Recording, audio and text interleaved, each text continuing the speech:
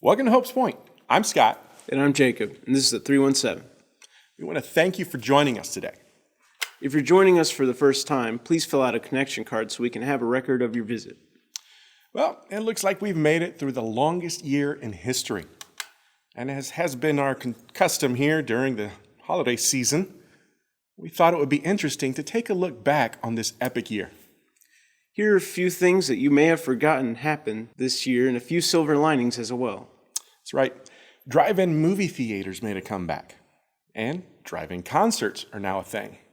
We got to watch football great Peyton Manning beat Tom Brady again, but this time on the golf course. Peyton. Restaurants shared their secret recipes so we could make them at home, leading everyone to gain the quarantine 15. Well, sure, we might have gained a little weight, but we rediscovered our love for old hobbies like baking, gardening, and sewing. Which then led to wearing sweatpants and tees as acceptable fashion choices all day, every day.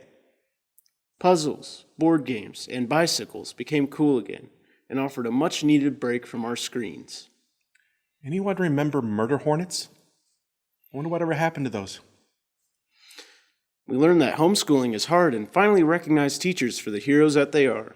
And healthcare workers and first responders and police officers, also heroes.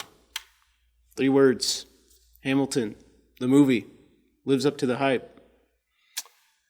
Many people got to call their high school teachers to say, "See, I told you I would be essential one day."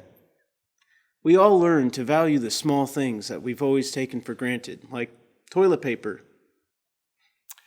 In these certainly uncertain times, and as scary and as weird as this year's been, there's always been one constant. God is still God, and God is still good.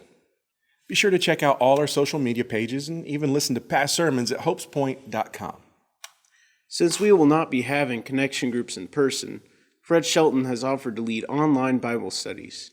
You can contact him at the email below to check times.